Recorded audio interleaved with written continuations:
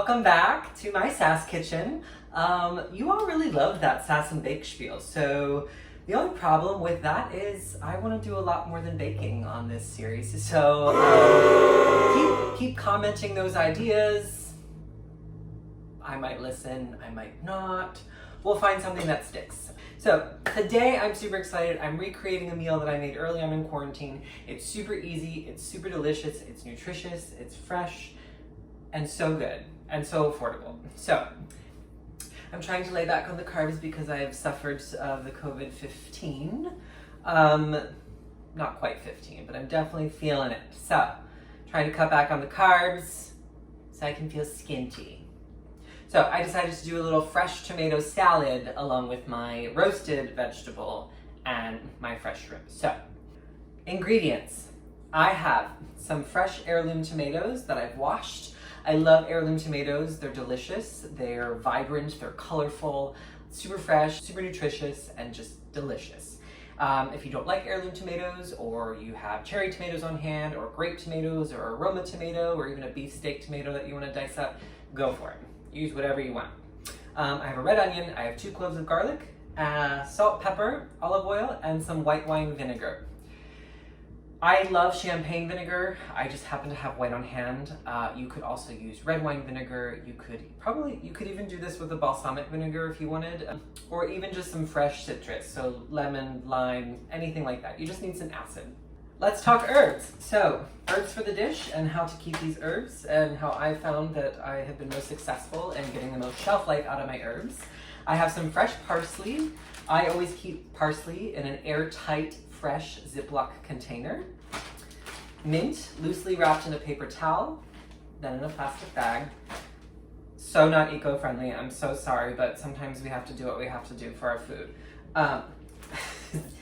For basil, treat it like a bouquet of flowers. You bring it home, trim the edges, stick it in just a little bit of water, make a little greenhouse, set it in your window or leave it on your counter. Basil hates cold. Do not put it in your refrigerator. Don't do it. Do not refrigerate your basil. Okay, so I'm gonna start by having all of my heirloom tomatoes. Now, again, you can use any kind of tomato you have on hand, any kind of tomato that you like. It is totally up to you. Like size is good. So this is a rough, not a rough guy. So this is a large heirloom that I have here. They're cherry size heirlooms, I should be clear. But this was a big guy, so I'm actually gonna cut him into 4s. But most of them, if they're around grape size, I'm just gonna have them. This particular tomato salad goes well with so many things. It's super fresh. You can pair it with any protein as just a fresh side salad. I actually, the day after last time I made this, I made my favorite avocado mash for my avocado toast, and then I put this tomato salad on top, and it was delicious. I say delicious a lot. I think lots of things are delicious. I think lots of things I cook are delicious. If you disagree, then you can just swipe left to my food, okay? The joy about home cooking, and once you understand a very basic flavor profile, or, you can do whatever you want, really. I mean, I think watching cooking shows for some of us can be really intimidating because we're like, oh, well, mine didn't look that way, or mine tasted a little different, or is this how it's supposed to taste? And the beauty of it is, if you like it, if you like what's going into it, then who cares, it up. I've always said if I ever do go to culinary, my only aspiration would be to be a personal chef, because for that reason, I am a rule breaker and I like to, make my own rules sometimes. And sometimes when I try and follow the rules or follow a recipe too much to a T, I get stressed out, and that causes me to mess up. So, anyway, red onion. Let's talk dicing a red onion. I'm gonna move the bowl out of the way so you can see my prep work. It's gorgeous prep work that I'm doing. I'd say for a pint of this heirloom tomato, depending on how much you love or don't love onions, I'm gonna use about 1/4 of this. We'll see if that's enough. 1/4 to 1/2, depending on the size of the onion. Anytime I'm using onions, I always peel off the outermost layer just to ensure that I get the most beautiful part of the onion. And that way it's clean, it's fine, no one will die. When I first learned to start chopping onions, I was so unconventional. I would just slice and slice and slice and slice and chop and chop and chop and chop until they just were super small. I have since learned this nifty way that they teach on a lot of the cooking shows. If you just slice in horizontally, again, depending on the size of the onion, depends on how many horizontals, okay? You do a couple vertical slices this way, and then when you slice again, you get a perfectly diced onion. And for, because this is going in a fresh salad, you want them to be fairly small. I mean, few people want to bite down on a huge chunk of onion. I love onions. I don't know that I can say I'd actually eat one whole, but I do like them enough that I don't mind a nice chunk of onion. Yeah, so that quarter red onion was perfect for this size. Next, I'm gonna grate in 2 cloves of garlic. Now, last time I made this, the garlic clove that I had was huge. I mean, it was ginormous, like holy woolly mammoth. It was rather large. So, you can do this 2 different ways. You can mince it, so you can slice and just chop away until you get a super, super, super, super, super, super fine mince. Which takes longer and I don't really love, but this is what you can do if you don't have a zester or a grater, because the way that I actually really love to do this, I will show you with my 2nd clove of garlic. And same thing with onions. You want your garlic to be small enough that no one's gonna bite down on it, especially raw garlic, because it can be quite overbearing. So you want this to be really, really small and fine. So, second way to add garlic is to grate it. I find that I've been grating garlic a lot more into things these days, just because it's easy and it makes it fine and delicious and all the things you need it to be, and it's super quick. Look how much faster that was. And it's the same size as the stuff that I chopped myself. So that is done. I'm running out of room. New York apartments. Ugh. Okay. So tomatoes, onions, garlic. Pretty good base on its own.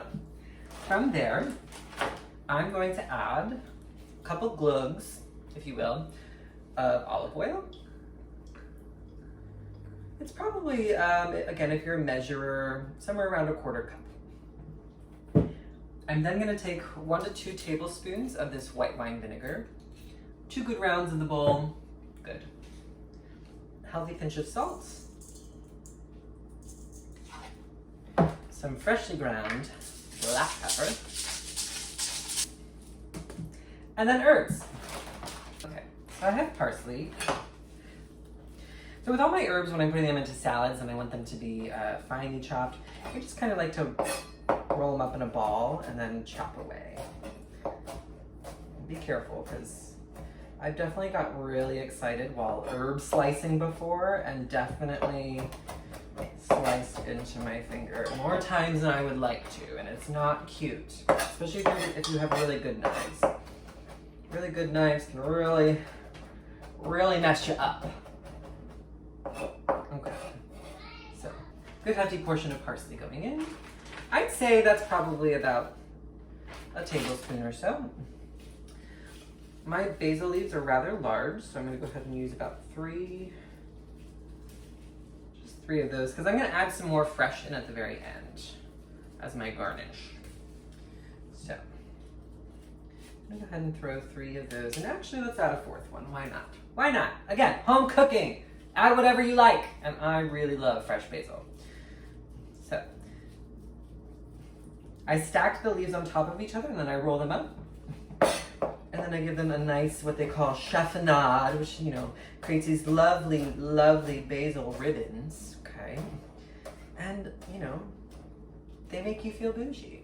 After the basil goes in, goes my mint. In goes the mint. After the mint, the only dry one, and I would use fresh if I had. The supermarket that I went to was out of oregano. So I'm gonna go ahead and use dry, and I'm just gonna do about a teaspoonful. I like to give it a little crush and then just let it snow in. Crushing it releases the oils a little bit more since it's dry. Mix them up a little bit, as Rachel Ray says. Rachel Ray is also where I got my lovely olive oil canister. Thank you, Rachel Ray. I love you, I owe you my life. That's how I learned to cook, or started to learn to cook. So everything's in, so I'm just gonna give it a mix, and I'm gonna let her hang out. I'm gonna let her hang out covered in plastic wrap for at least an hour, just to let it marry and get delicious and succulent, let all those flavors come together, and it complements the other two components just beautifully. And again, this is a very basic Italian flavor profile that goes well with so many different things. Just gonna, prima. Good, that's my tomato salad. I'm gonna cover it with plastic, put it in the fridge, and then we're gonna move on to some scrimp. Let's talk shrimp. Okay, you can certainly buy frozen shrimp, no big deal. But cook it yourself. Do not buy pre-cooked shrimp. You will definitely overcook it, and fresh shrimp, whether it's frozen or not, as long as it's raw, it takes 2 to 3 minutes per side. So like, it takes 5 minutes to cook. Don't buy it pre-cooked, because then you're just gonna be chewing some rubber shrimp. Nobody wants that. If you are bored and you are an overachiever like myself, especially during a pandemic, what else do we have to do? You can go to your local fish market, like I did, support local business, and you can buy them 2 ways. You can buy them as is, or you can buy them shelled and deveined, as they say. So what does deveined mean, you ask? That means there's no poop vein in the back. Nobody wants to eat a shitter. You want to grab the legs or get behind where the neck is and just rip the shell off, okay? Sometimes they come off real easy in one swipe, and sometimes they don't. So you want to make sure you get to the legs as well, okay? If you want to serve it with the tail on, which is usually like a very elegant presentation, I usually just, as I'm peeling the shell down, grab where the tail panel is and just peel around that. Then you're gonna take a paring knife, okay, definitely a small knife, but super sharp, and you're gonna cut along its spine, or what would be its spine. They don't have spines. What am I saying? On the curve. You're gonna cut it on the back curve of its back. And you're gonna slice all the way down to the tail. Now, you'll see when I pop this open, I'm gonna pull out this long, that one wasn't very long, this long poopy vein. Blech. Gross. But anyway, once you yank up and pull down, however you choose to do it, once the back is clean, you want to obviously give it a good rinse. So I lined a cookie sheet with 2 layers of paper towels. So as I wash and clean my shrimp, all I have to do is place them here to dry. I will pat them dry at the very end. So I'm going to keep pounding away here at my shrimp, peeling and deveining the shrimp shitter. Now there is a mystery that I have yet to solve, and sometimes when I cut down the back, I really feel bad calling it the shitter or the pooper. What will we call it? Poopernell. No, that's still bad. We'll call her Patricia. We'll call the vein Patricia. So, in some shrimp, I find, even when I'm cleaning it myself, that sometimes Patricia is missing, even though they have the shell and legs on. So I've come to the conclusion when that happens, that when they get their heads taken off, I think sometimes it gets yanked out with the head. Sorry if that's too graphic. On any realm, just make sure you give it a thorough inspection and a healthy rinse, and you'll be good to go. How many shrimps do you have to eat before you make your skin turn pink? Eat too much and you'll get sick. Shrimps are pretty rich. Okay, so all my shrimp are now shelled, deveined, and washed. I'm gonna go ahead and save yourself some time, save yourself some, spend some dollars, just a couple extra dollars, get them already done for you, and spare yourself the problem. of Penelope. Or Patricia. What did I call her? I don't remember. You know, but like nobody wants a friend like Penelope or Patricia, whatever her name was, especially in your food. Nobody needs a friend as shitty as she. I'm just going to go ahead and salt and pepper my shrimp while they're hanging out. Oh, make sure you pat them dry after you wash them. That's super important. So, salt from high so we get a nice even coating. Some black pepper. And then some paprika. Okay. What I do to kind of make sure everyone's evenly coated is I just go ahead and give them a little toss. Toss in all the spices. And I'm gonna let them hang out. And super simple. That wasn't a lot. Salt, pepper, paprika, done. Most of my flavor is gonna come from my saute pan. So this is really just to get into the shrimp. Give it a little extra something, a little extra zhuzh, but you always wanna salt and pepper your protein. Okay, I'm gonna give myself a little hand wash. I'm gonna let those hang out while I prep my other ingredients. Because as I said, once I start prepping this comes together really fast in the pan, so. Great, let's talk the rest of the meal. As I said, this comes together super fast now. So I have a baking sheet that I have lined with aluminum foil. And my vegetable of the day is asparagus. So, I love roasting any vegetable. Super simple, olive oil, salt, pepper. Beyond that, depending on the vegetable, you can add different kinds of herbs, you can add other kinds of spices, but any vegetable you can roast olive oil, salt, pepper, and it's delicious. So, let's talk asparagus. What you want to do is you want to take one piece of asparagus from your bundle and you just want to give it a little snap. Wherever it snaps is about where the whole bundle needs to be snapped. So then I just go ahead, put this aside. So once I snap it, I just rebundle them all up and then I go ahead and, where's my knife? Line them up. And I give them a chop, all in the same spot. I'm going to then throw them onto my sheet pan.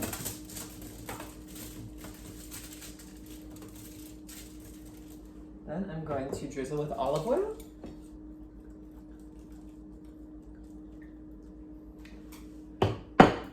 Some salt. Let it rain, make it rain salt. And then some, of course, freshly ground black pepper.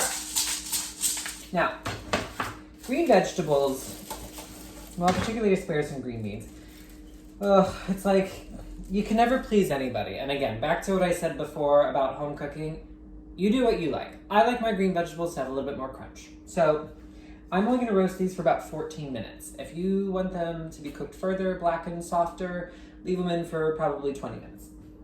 Because I'm cooking them for a short amount of time, I'm going to go ahead and zest them now while they roast, so that way the oil in the zest continues to release and get into the asparagus as it roasts. I'm going to spare the lemon juice, half for the asparagus when it's done, and half for my shrimp. Okay, make sure you pat your zester to get all that zest that was hanging out on the bottom. There's still some there. Give it one more shake. You want to make sure that everyone's coated. So I was trying to spare having to wash my hands for a 7,000th time, but I'm gonna go ahead and do it anyway. So, gonna give them a zhuzh, make sure everyone is coated. Try and make sure it doesn't all get on my hands because I want it on the asparagus, okay? All right, that looks great. I'm gonna go ahead and pop this into my oven. Give my hands a quick wash. Okay, now that my hands are washed, I'm gonna go ahead and get started on my shrimp. And in the time it takes me to prep, cook, all that, my asparagus should be done, and then we'll be ready to plate. So, I'm gonna go ahead and turn my burner on to medium-high heat. I'm gonna put a little drizzle of olive oil in the pan, along with a pat of butter. Now, butter, you're like, shrimp is healthy. Shrimp is healthy, and I find that when you're pairing it with everything that we're pairing it with, you can afford a little extra fat. Super high protein, we're doing fresh tomatoes, roasted asparagus. You can afford a little bit of butter. We're not putting a lot in.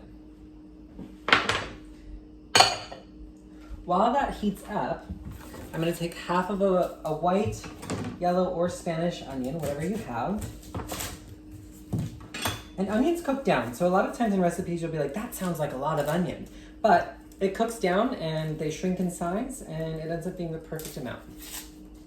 Okay, my oil and butter is heated. So I'm gonna give it a little zhuzh around the pan to cover. A little shimmy dance with your butter and oil never hurt anybody. Okay, so, wow, that was special. You're welcome. Oh, and this is gonna be on camera. Okay, so I'm gonna throw my onions in. Oh, love that sizzle. That's what you wanna hear. We wanna be careful because we did cut them small. We don't want them to overcook. Because they're as small as they are, probably only gonna take about 2 to 3 minutes or so. Anytime you're cooking onions, you want to add a little pinch of salt. It helps bring out the moisture that the onions exude. Give it a little shake. Okay. Next, while that's happening, I'm going to take 2 cloves of garlic. 2 to 3, again, depending on size and depending on how much you like garlic. I like garlic, and it's a very simple dish. We're just throwing salt, pepper, onions, garlic, parsley, and lemon, basically. And all I'm going to do with these, I'm going to peel them, and then I'm going to smash them. Isn't it fun? Listen, anytime you're angry or frustrated at somebody, with something, smash some garlic. It totally helps.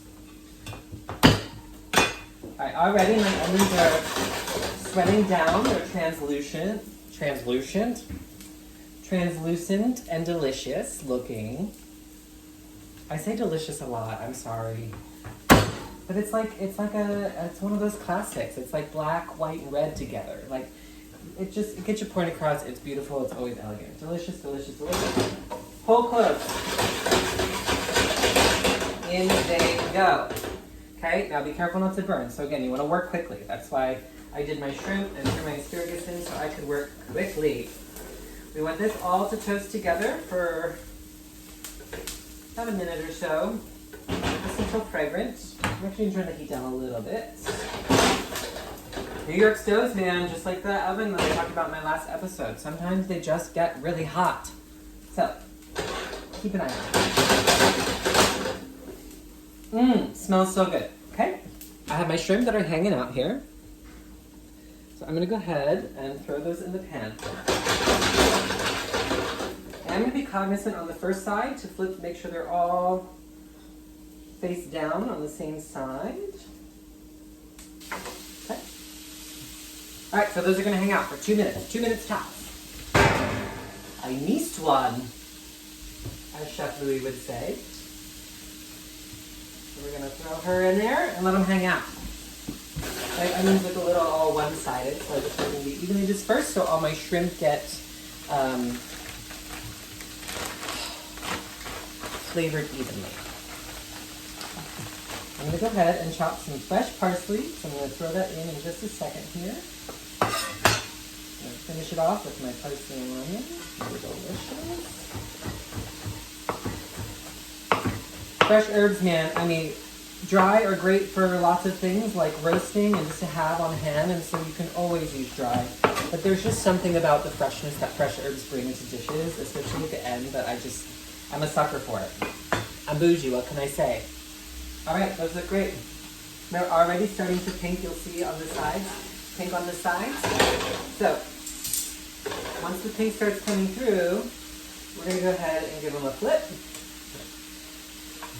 And these are large shrimp. I never said that, I'm sorry. These are large shrimp. They're not extra large, they're not small or medium shrimp.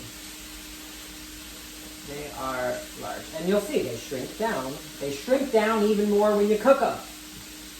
And I'll let them go for just like 30 seconds to a minute, and then we'll shake. Now, here comes the fun part. Alcohol. Buy a wine that you like. Dry, white, fruity wine. And then you gotta drink the rest later, so buy something you like. Cooking wine, to me, womp womp. I guess it's because I'm bougie. But, it doesn't have to be expensive, it just has to be something you like to drink. I paid $14 for this bottle. But even a sensible $10 bottle will be fine. So, alright, so they're pretty much almost cooked through. When I start to flip, you'll be able to tell because they're not quite okay, but almost. I'm going to hit it with a round of wine. Okay. Let that cook out. I'm gonna go ahead and get my lemon ready.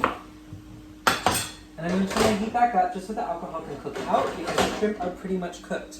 Okay, I wanna turn that heat up, get that alcohol drawn out of there. Just for about a minute.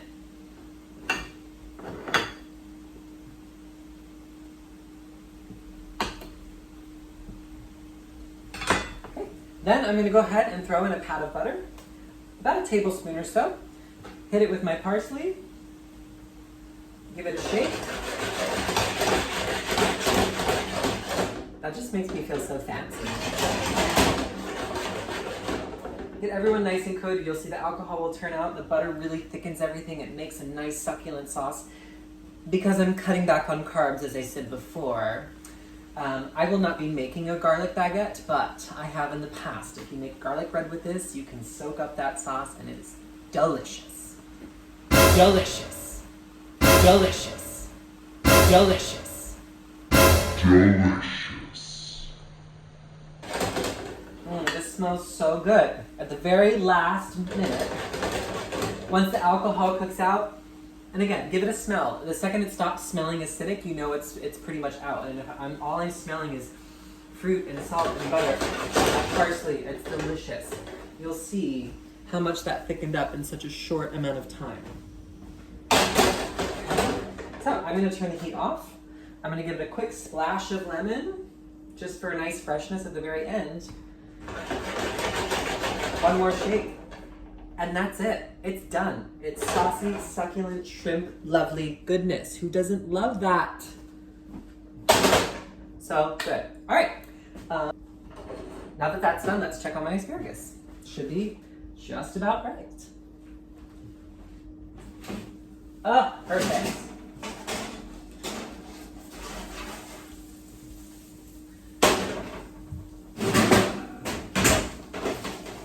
Great, my asparagus were in the oven for about 12 minutes. Again, I like them with a little bit of crunch. If you like them to be a little bit softer, a little bit browner, I do let them hang out for 2 minutes so they'll continue cooking through. And it brings them to exactly where I like them. I'm looking for about 14 minutes of a roasted asparagus time because I like them crunchy. Cook the dickens out of them if you want. I don't care, as long as you like them, as long as it's delicious to you. That's what's so amazing about home cooking. You get to do it however you want to do it, and as long as you like it, that's what matters. So once they've sat, I'm just gonna take my other half of lemon. I'm gonna give them a nice little sprinkle of that. Okay, and then I'm gonna go ahead and give the pan another shake. So it coats evenly. All right, we are ready to plate. It smells so good in here. My girl Rachel Ray, I'm loving you this episode for whatever reason. I'm just really feeling your inner energy. So if you ever see this, thank you. But she always talks about smell-o-vision, and I am so on board. If you could just smell this meal, you'd be in heaven. Okay, so you can just throw this on a plate and eat it, okay? But also, who doesn't love to feel a little bit bougie and lovely, especially during quarantine, because we can't go out to restaurants and feel fancy. Right now, all we can do is get it in some Tupperware. So, I'm just gonna lay 5 or 6 pieces of asparagus, whichever ones look good to you. Okay, that's gonna be the bed for my plate. I'm gonna go ahead and turn them that way. All right. From there, my tomatoes are done. I don't know if you can see, but you'll see in this beautiful bowl, just by letting them sit for an hour, the liquid concoction got thicker. Everyone's well dressed in their Sunday best, ready to go. So I'm gonna take a spoonful of that, and I'm gonna go ahead and place that on top of my asparagus. And again, you want it, if it falls off the asparagus, that's okay. We want to see everyone. And try and get a little bit of every color on there. Because remember, that's what's so cool about heirloom tomatoes, is the amount of color they bring to the dish. And they're so delicious. I love the word delicious. Okay. From there, I'm going to take my tongs and we're going to place the shrimp right on top. These shrimp are, they're fairly small, so we're probably going to do about 6 or 8 pieces. And like, who the hell am I kidding? I'm the only one here in quarantine. I'm gonna eat this whole thing at some point. Okay, now if you're taking the time to plate, you wanna have utensils and be really, really delicate with it, because you know, you're presenting this, even if it's to you. I think that's my thing, and I think that's why I always even plate my own food. It's just, you know, it's an art, it's a craft, it's, you know, I wanna be good to myself, you know. Okay, I went and chiffonaded some more basil, just to bring it out from the tomatoes, because there's fresh parsley on the shrimp and there's 3 herbs in the tomato. You could top it with more parsley, but I put plenty of parsley in the actual pan, so I'm gonna top it off with more basil, because shrimp and basil also go quite well together. And that, my friends, is how you treat yourself to a 5-star dish right at home. I'm afraid it's gonna slide off the plate here, but look how gorgeous that is. Gorgeous and so simple. This comes together in 15 minutes. It's so easy. Thank you guys for joining me again, yet again. If you've come back, if this is your first time, welcome to the Sass of my kitchen. I gotta amp up the sass, I think. I don't know, I'm trying. I'm still working alone. Once I get a writer and some crew, we'll be good. Thank you guys so much for watching. I hope you try this recipe. If you do, please let me know how it turns out for you. And thanks for watching. Wait, don't leave! I almost forgot the most important part. You cannot forget your wine. Modest pour, what can I say? So this is the meal you're looking for.